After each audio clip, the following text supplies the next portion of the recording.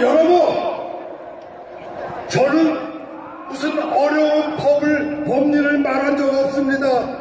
여러분 들어보셨죠? 아주 간단한 법률의 기본 원리만 가지고 모든 사실을 증명했어요. 법률은 어려운 것이 아닙니다. 법률은 상식이에요. 상식에 맞지 않는 법률 1호는 궤변입니다.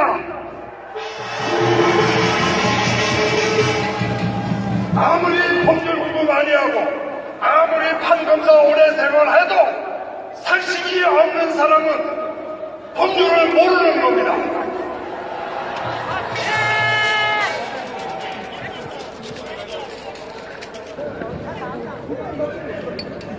제가 너무 쉬운 간단한 논리를 가지고 증명을 하기 때문에 지금까지 이 대한민국의 수많은 법률가들 중에 제 이름이 틀렸다는 걸 주장한 사람이 단 한 사람도 없어요.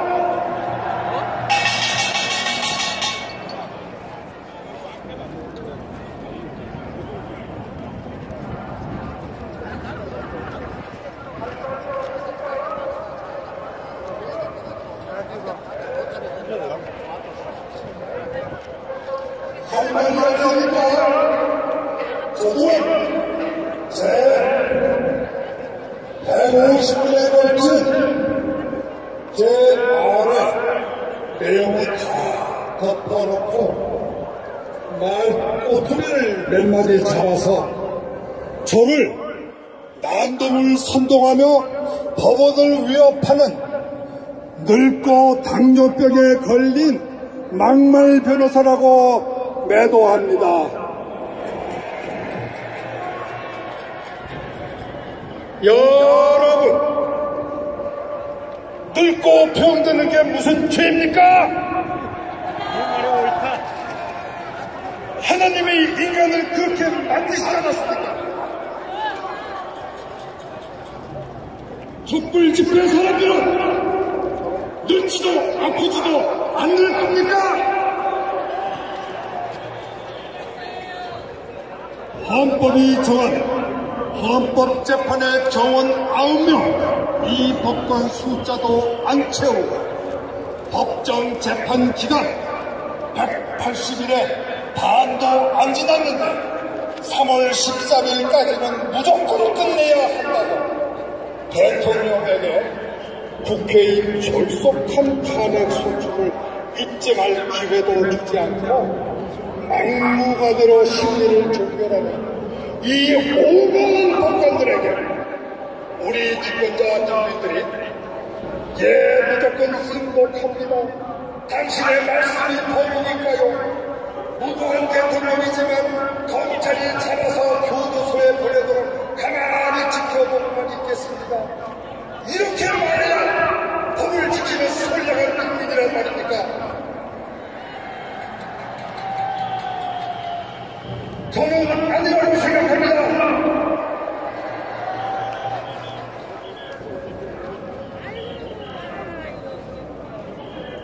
그런 국민은 자유의 민주주의 법치에 대한 시민이 아니라 조선 시대의 양수가들에게 국신지 법원의 양수경을 선정하는 양이 이기거나 아니면 세계의 수치형 법제 대상국가 북한의 선정하는 것이 있는데 북한 주민들이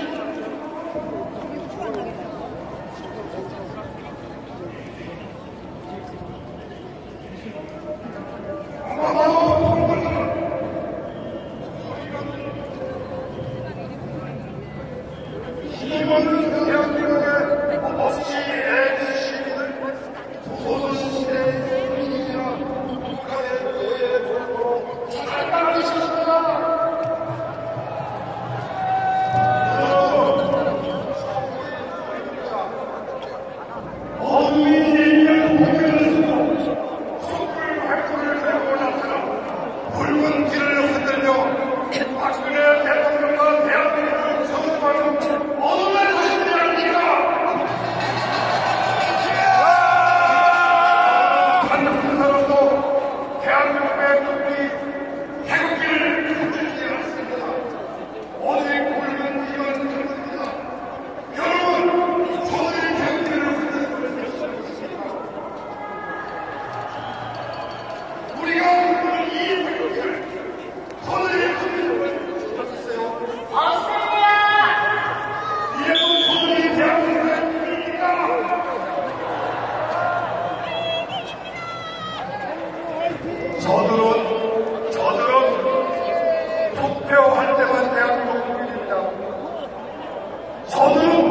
선거에서 자기네가 이겼을 때는 대한민국 국민입니다.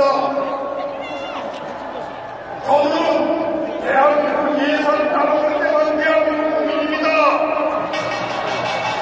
저들은 해외여행 갈 때 대한민국 파스포드를 내놓을 때만 대한민국 국민입니다. 나라가 어려울 때 자기들이 선거에서 졌을 때 대한민국 역사를 이야기해야 할 때 북한이 핵무기로 우리를 협박할 때 우리의 후방 미국과 일본이 협력을 저들은 붉은 어둠의 자신으로 돌아가 대한민국 정부의 결사항전을 합니다. 저들은 대한민국 법을 지키지 않습니다. 허위의 광우병 난성으로 석 달간 나라를 뒤흔들어 놓고도 사과는커녕 회심의 미소만 짓습니다. 이 나라 경찰과 군인이 나라 지키다 목숨을 잃을 때 받는 돈에 몇 배를 세월호 조난사고 학생들에게 주고도 그것이 모자라 끝내 박근혜 대통령이 목숨까지 내놓으라고 소리 지르는 사람들입니다.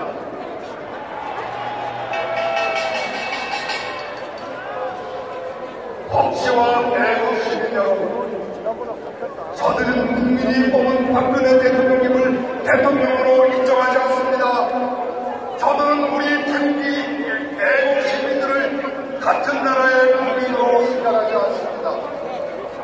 언론은 우리의 말과 글을 실어주지 않습니다. 우리가 아무리 10만 명만 모여 대한민국을 외쳐도 저들은 귀를 막고 우리를 사람의 숫자로 세워주지 않습니다.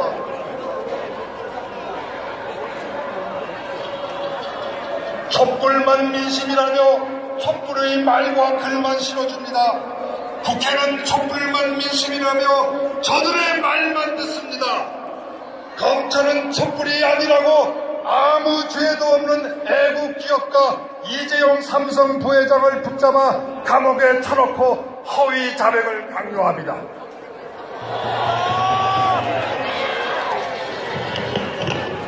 우리에게는 우리를 대변해줄 언론이 없고 우리의 재산을 지켜줄 국회가 없고 우리의 생명과 신체 자유를 지켜줄 검찰이 없고 우리의 주장과 증거를 받아줄 법원이 없습니다. 이제 우리는 나라 잃은 백성입니다. 여러분, 오늘은 3.1절입니다. 98년 전 오늘 우리 선조들은 우리를 2등 국민, 조센징으로 경멸하고 모욕하던 오만한 일제에 대하여 우리도 떳떳한 독립국가 시민의 자격이 있음을 선언하고 그 뜻으로 태극기를 붙들며 독립만세를 원했습니다. 우리도 그 선조들의 독립정신을 이어가 태극기를 흔들며 선언합시다. 우리는 결코 촛불국회, 촛불언론, 촛불검찰, 촛불법관의 지배를 받는 2등 국민이 아니라 우리는 1948년 우리 민족의 선각자, 위대한 개혁가, 건국 대통령 이승만 박사께서 세우신 자유민주 법치의 자랑스러운 애국심이 대한민국 국민임을 세계 만방에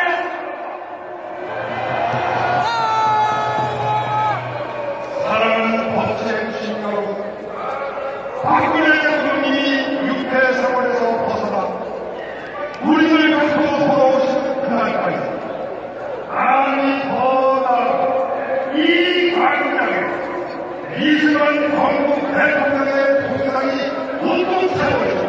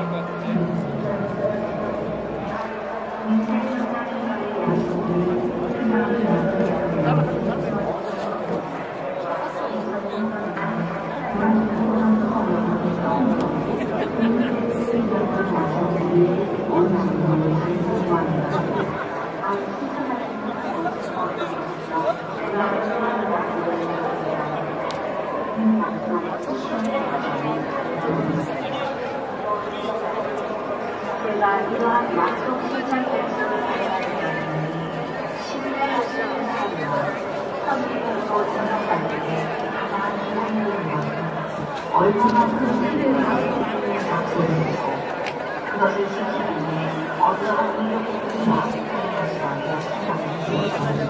국민과의 약속을 실천하는 데 실천이 아니라 노력이 필요하다는 의미입니다. 대통령으로 출마하고 국민들께 드렸던 감사적인 국민의힘당 문화운동 홍준영 후보의 약속을 지키기 위해 철수와 노력을 가져왔습니다. 국민 정신 행동학에서는 우리 어쩌서 생명되는 국정을 국가와 국민에게 헌신하는 마음으로 국정을 수행해왔습니다.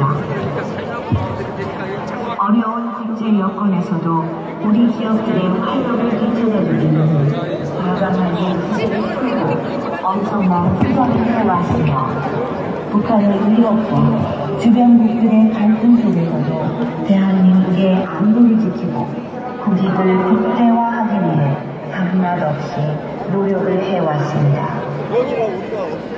그런데 이처럼 국가와 국민을 위한 일이라는 신념을 가지고 설정했던 많은 정책들이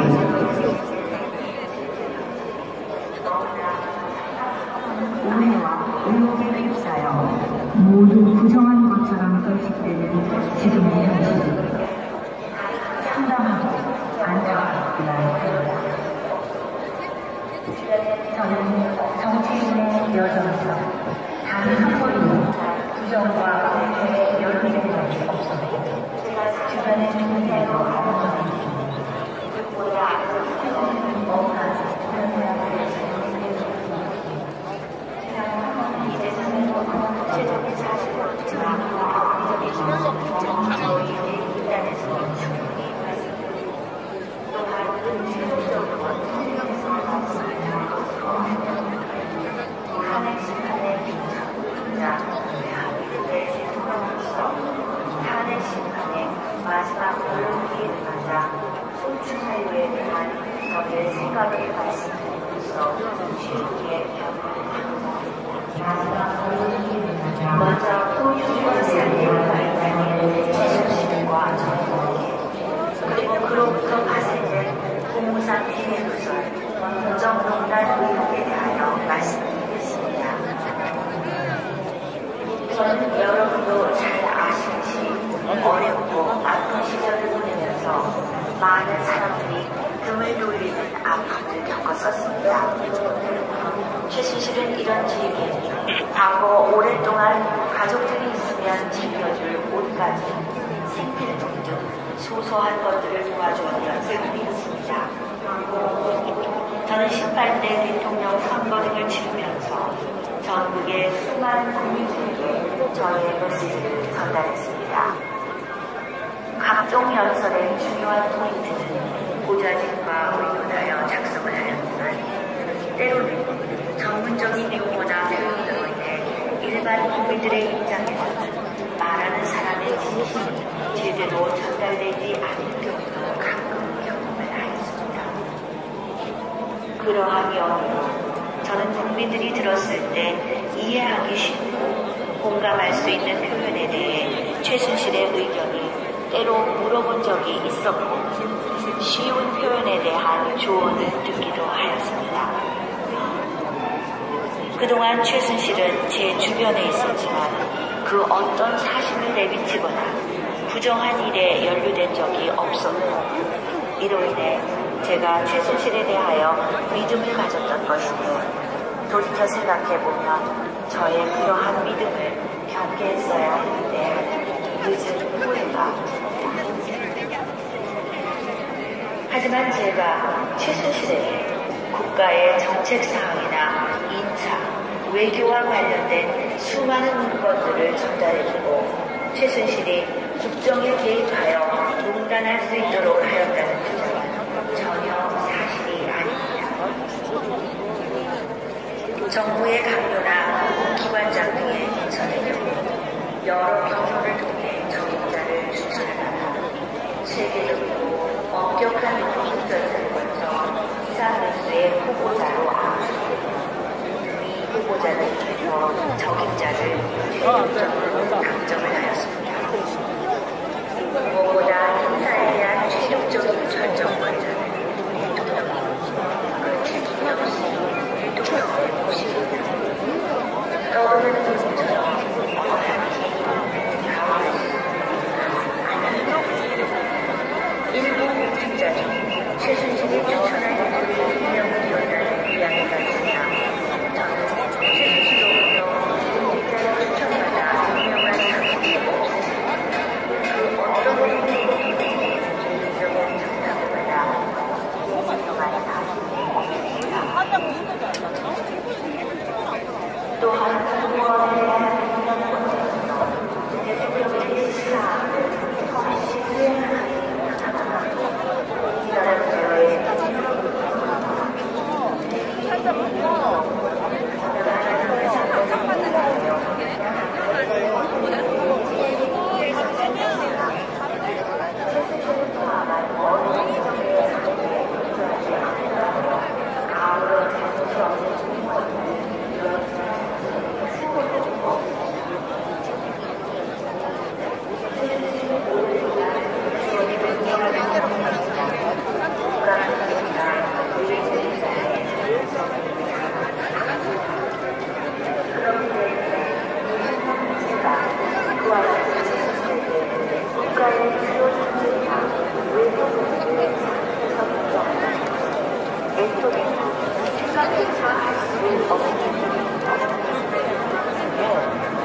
무엇보다도 저는 지금의 지역 활동을 올바르게 지속해서 어느 나라보다 자유로운 지역 활동을 보장할 수 있도록 최선을 다했습니다. 기업의 부담을 주지 않기 위해 스스로를 엄격하게 자제해왔습니다. 하지만 정부의 한정된 예산만으로는 모든 정부 시책을 추진하기는 어렵고 민간 기업의 자발적 참여와 협조가 반드시 필요한 분야도 있습니다. 저는 대통령이 당선되기 전에 창조경제의 중요성을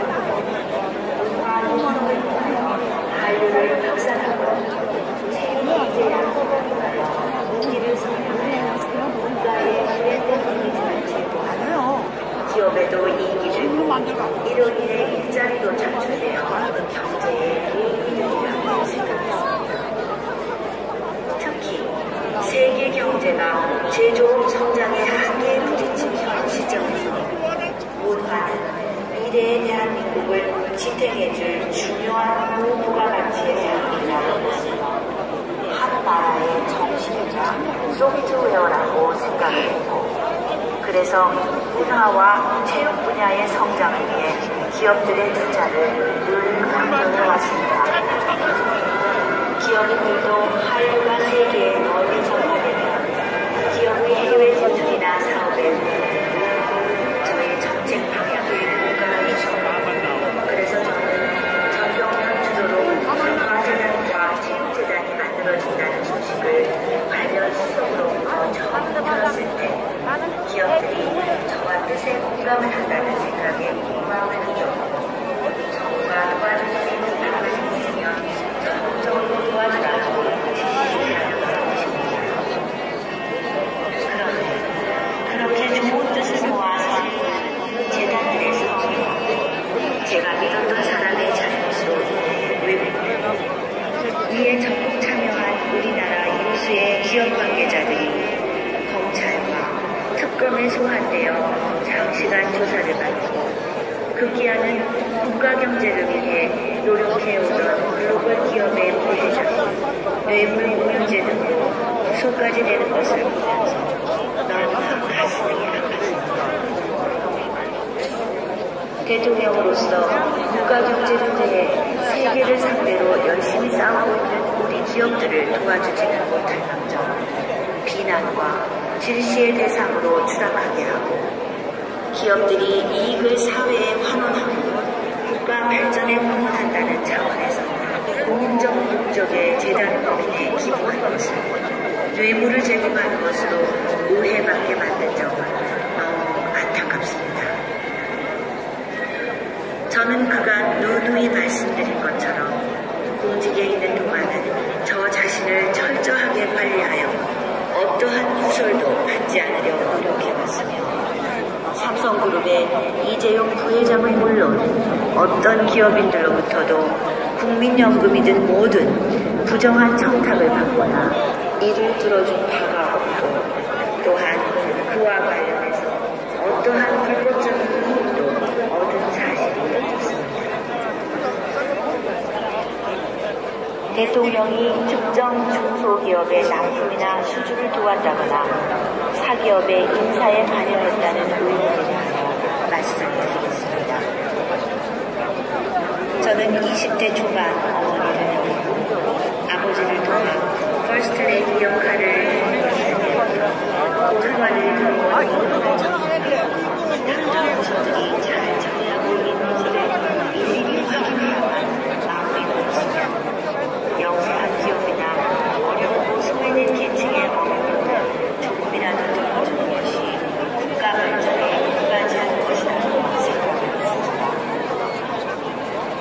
저는 대통령으로 탄생된 1900년이 중소기업 조합회를 방문한 것에서 알 수 있듯이, 평소에도 우수한 기술을 가르치는 중소기업들이 국내외에 제품을 납품할 수 있는 기회 한 번 제대로 잡지 못하고 소중한 기술이 사장되는 것을 강조하고, 그럴 때는 합법적 방법에서 지원할 나와주자는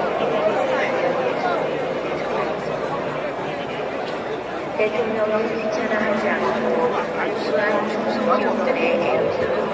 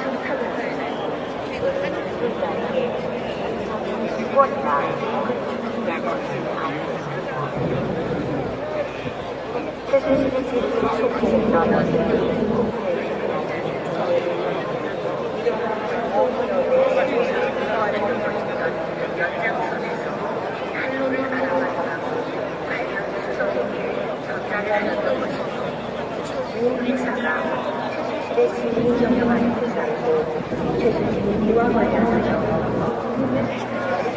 알기도 못해주시며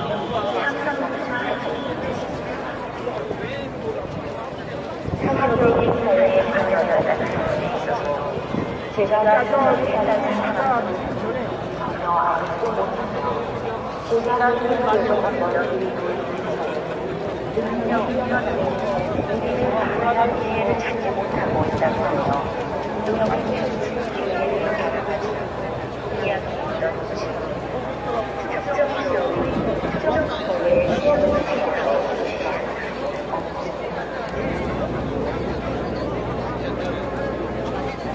2014년 10월 최신일보에서 전국민의 국정농단 사실이라는 제목의 기사를 보도해요.